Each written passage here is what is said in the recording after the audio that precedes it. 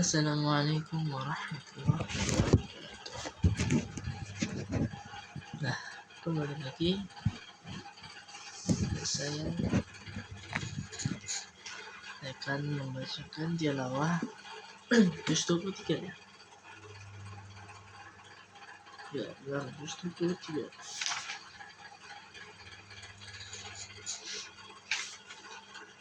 Sampai surat Shad ayat 27. Langsung aja, bismillah. Bismillahirrahmanirrahim.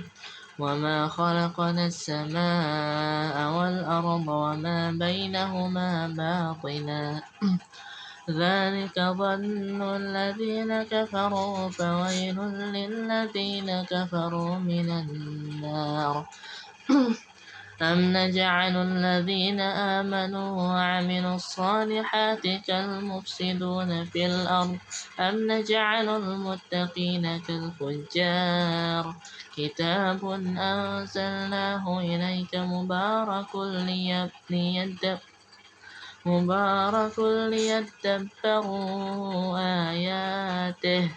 ليدبروا آياته وليتذكر أولو الألباب ووهبنا لداود سليمان نعم العبد إنه أواب إذ عرض عليه بالعشي الصافنات الجياد فقال إني أحببت حب الخير عن ذكر ربي حتى توارت بالحجاب ردوها علي فطفق مسحا بالسوق والأعناق ولقد فتنا سليمان وألقينا على كرسيه جسدا ثم أناب قال رب اغفر لي وهب لي ملكا لا ينبغي لأحد من بعدي إنك أنت الوهاب فسخرنا له الريح تجري بأمره رخاء حيث أصاب والشياطين كل بناء وغواص وآخرين مقرنين في الأصفاد هذا عطاؤنا فامنن أو أمسك بغير حساب وإن له عندنا لزلفى وحسن مآب واذكر عبدنا أيوب إذ نادى ربه أني مسني الشيطان بنصب وعذاب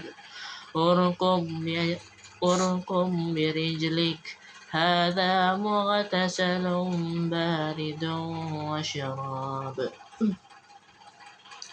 ووهبنا له أهله ومثلهم معهم رحمة منا وذكرى لأولي الألباب وخذ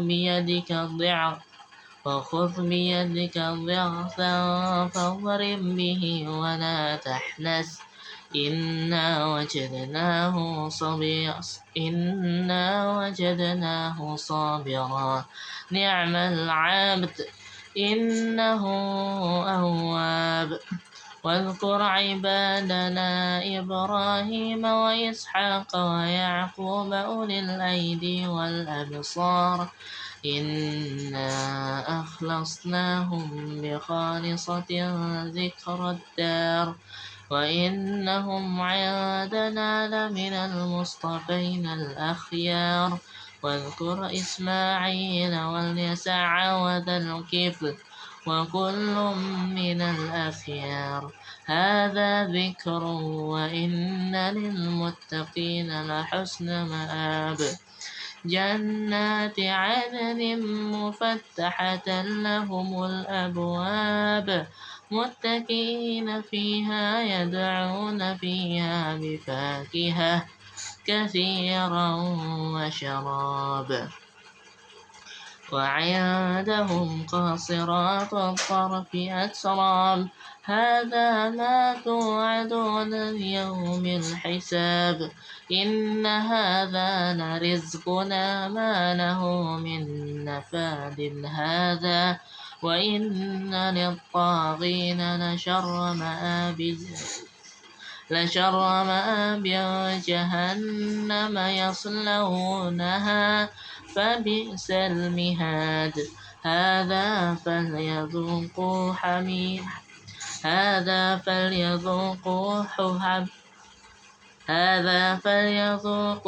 حميم وغساق وآخر من شكله أزواج هذا فوج مقتحم معكم لا مرحبا بهم إنهم صالوا النار قالوا بل أنتم لا مرحبا بكم أنتم قدمتموه لنا فبئس القرار قالوا ربنا من قدم لنا هذا فزده عذابا ضعفا في النار وقالوا ما لنا لا نرى رجالا كنا نعدهم من الأشرار أتخذناهم سخريا أم زاغت عنهم الأبصار إن ذلك لحق تخاصم أهل النار قل إنما أنا منذر وما من إله إلا الله الواحد القهار رب السماوات والأرض وما بينهما العزيز الغفار قل هو نبأ عظيم أنتم عنه معرضون ما كان لي من علم بالملأ الأعلى إذ يختصمون إن يوحى إلي إلا أنما أنا نذير مبين إذ قال ربك للملائكة إني خالق بشرا من طين فإذا سويته ونفخت فيه من روحي فقعوا له ساجدين فسجد الملائكة كلهم أجمعون إلا إبليس استكبر وكان من الكافرين قال يا إبليس ما منعك أن تسجد لما خلقت بيدي أستكبرت أم كنت من العالين قال أنا خير منه خلقتني من نار وخلقته من طين. Nah, saya ingin membahas sedikit ya. Ini jadi diceritakan pada saat Nabi Adam itu baru diciptakan, para malaikat itu semuanya kulluhum berarti semuanya. Wa khalaqatahu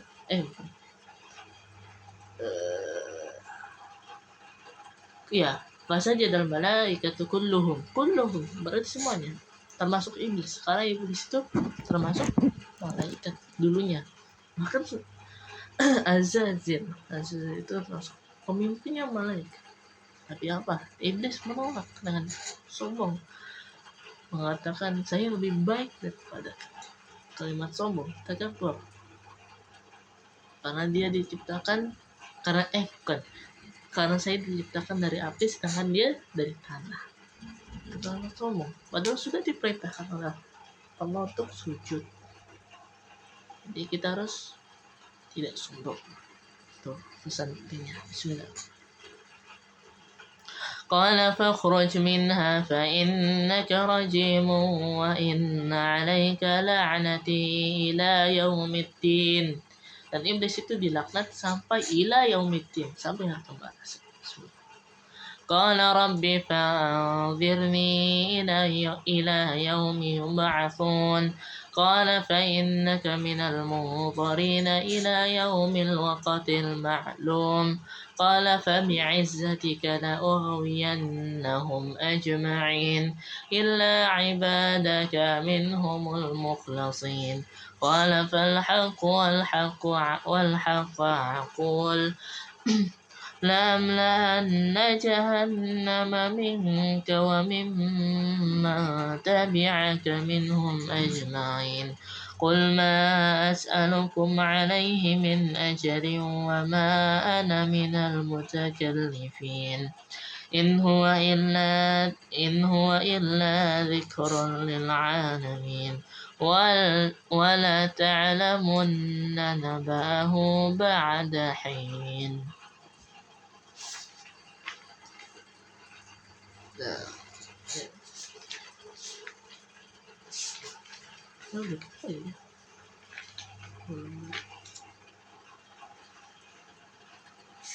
Ini saya baca satu. Oke, jadi Az-Zumar. Bismillahirrahmanirrahim.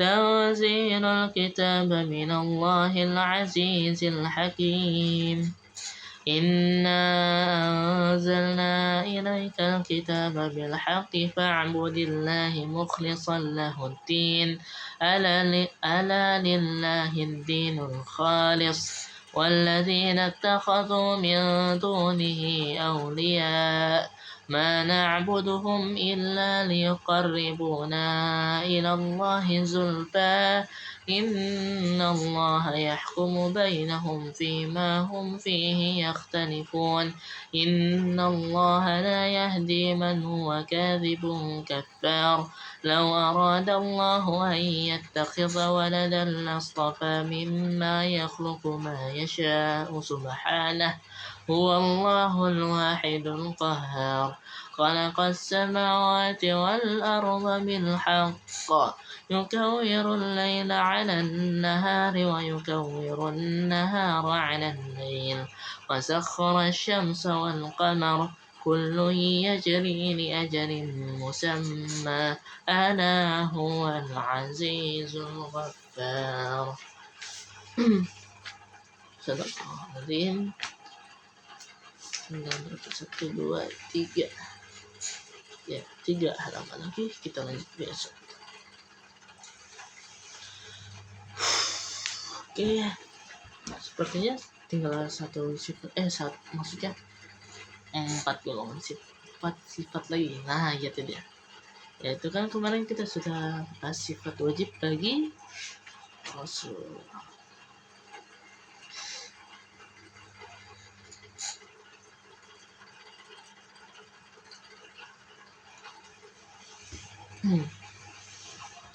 Kita lanjut sifat mustahil bagi para Rasul Allah. Sifat mustahil adalah kebalikan dari setiap sifat wajib bagi para nabi dan rasul, yaitu yang pertama kemarin sidik ya. Jadi itu kebalikannya adalah kidib, artinya berdusta. Yang harus kita yakini bahwa mustahil seorang rasul itu berdusta atau berbohong, mustahil. Karena jika seorang utusan itu berdusta, maka menjadi sebab umat ini tidak percaya. Dan jika umat tidak percaya, itu artinya pesan tidak akan tersampaikan dengan baik kepada mereka. Maka mustahil Allah menjadikan atau memilih utusan yang ia adalah pendusta. Simpel aja. Kebalikan dari sifat shadiq, artinya terpercaya. Shadiq itu jujur ya. Bukan terpercaya, sorry. Shadiq itu jujur. Yang kedua, khianat. Khianat itu kebalikan dari shadiq. Tabligh ya. Bukan. Iya benar, tabligh. Nah, pusing saya. Tabligh ini kebalikannya dari khianat, artinya berkhianat, yang harus kita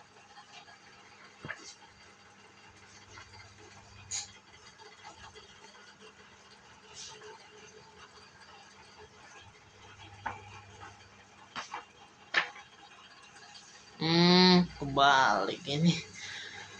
Yang sifat wajib harusnya tablik dulu baru amanah, tapi ini khianat dulu baru kitman. Harusnya kitman dulu baru khianat. Seneng saya. Loh, ini dulu. Ya dah. Sore-sore tadi yang pertama kidib, artinya berdusta, kebalikan dari sidik. Yang kedua kitman, artinya menyembunyikan. Ini kebalikan dari tabligh, yaitu menyampaikan secara utuh tanpa dikurangi dan tanpa dinaikkan. Itu tabligh, menyampaikan secara utuh apa yang diwahyukan Allah kepadanya harus disampaikan kepada umatnya, itu Rasul. Yaitu kebalikannya dari kitman. Kalau itu kitman kebalikannya, artinya menyembunyikan. Yang harus kita yakini bahwa mustahil seorang Rasul itu menyembunyikan pesan atau wahyu dari Allah. Karena kalau seorang Rasul menyembunyikan, artinya pesan Allah tidak akan sampai kepada umat. Maksudnya disembunyikan hanya untuk dirinya. Jika pesan tidak sampai kepada umat, maka tidak akan terwujud kemaslahatan, kebermanfaatan kepada umat. Sehingga mustahil Allah mengutus seorang yang menyembunyikan pesan dari Allah. Nah, ini baru ketiga nih, khianat. Khianat ini berarti amanah, kebalikan dari amanah. Khianat ya artinya berkhianat. Yang harus kita yakini bahwa mustahil seorang nabi dan rasul itu berkhianat. Karena seorang utusan adalah membawa pesan yang amat berat kalau kita yang tanggung. Karena jika seandainya ia berkhianat, maka sangat mungkin mengubah, menambah, mengurangi pesan yang Allah sampaikan. Memang sangat mungkin kalau itu seorang yang khianat. Jika pembawanya adalah pengkhianat, maka akan sia-sia pesan-pesan kebaikan yang Allah sampaikan tadi. Turunkan kepadanya karena tidak akan disampaikan kepadanya. Sia-sia Allah menyampaikan. Makanya Allah memilih yang tidak khianat, yang jujur, yang amanah. Sementara syariat diturunkan untuk kebaikan hamba-hambanya, untuk disampaikan secara baik, tanpa tanpa mengubah, menambah atau mengurangi pesan. Itu pengertian dari khianat. Lanjut keempat itu baladah. Baladah ini kebalikan dari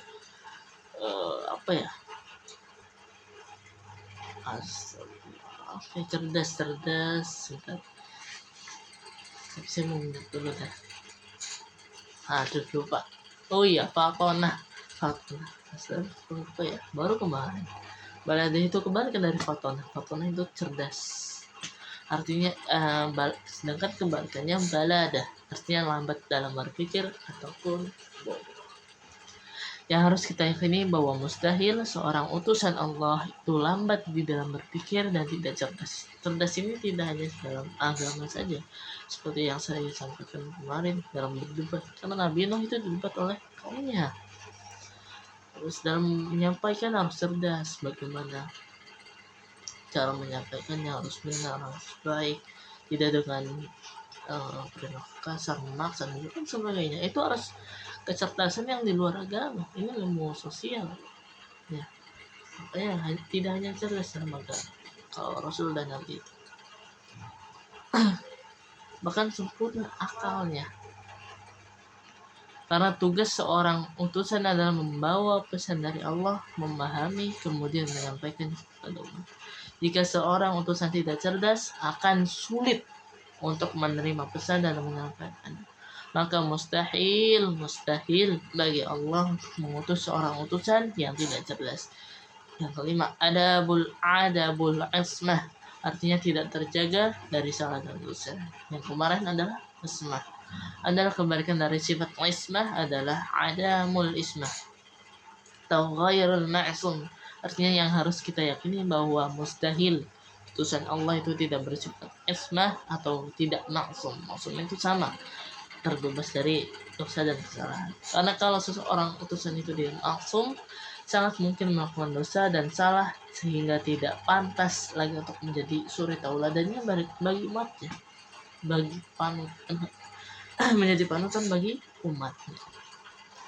Hal yang demikian itu akan seria. Hal yang demikian itu akan menjadi sebab umat susah menerimanya karena yang membawanya adalah orang yang bersalah, yang berdosa, seperti umat itu sendiri. Kita sekalian sifat jais saja bagi para nabi dan rasul. Yang harus kita yakini bahwa ada hal-hal yang boleh dilakukan oleh seorang nabi dan rasul dan boleh ditinggalkan. Itulah yang disebut dengan sifat-sifat jais bagi para nabi dan rasul alaihi wassalam. Walaupun sebagai utusan Allah yang mempunyai sifat-sifat kesempurnaan dibandingkan makhluknya yang lain. Hal tersebut tidak melepaskan mereka, yaitu nabi dan rasul, dari fitrah kemanusiaan yang ada di dalam diri mereka. Maka seorang rasul, katakanlah seorang manusia biasa yang berperilaku yang memiliki sifat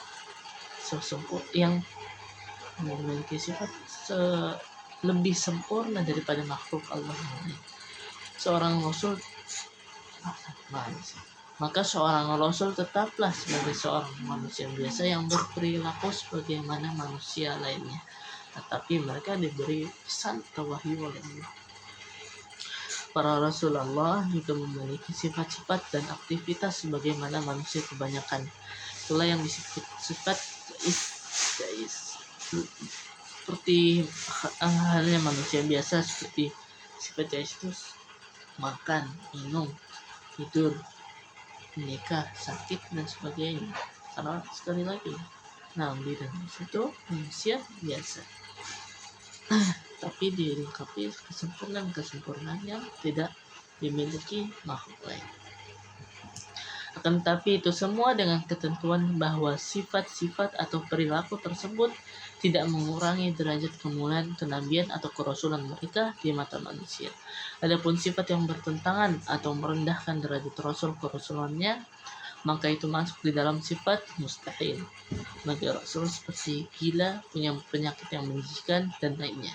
Artinya segala sesuatu yang biasa terjadi dan dilakukan oleh manusia pada umumnya dan tidak bertentangan dengan syariat ataupun derajat serta misi kerasulan adalah sifat jais bagi para rasul alaihi wasallam. Seperti tadi, makan, minum, tidur, nikah, sakit dan sebagainya. Kita sudah tuntaskan buku ini, Aqidah 50. Kita sudah tuntaskan, alhamdulillah. Yang membaca kafaratul majlis, subhanallah wa bihamdika astaghfiruka wa atubu ilaik.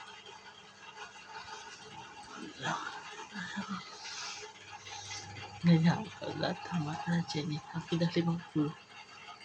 Dan sekian dari saya. Assalamualaikum warahmatullahi wabarakatuh.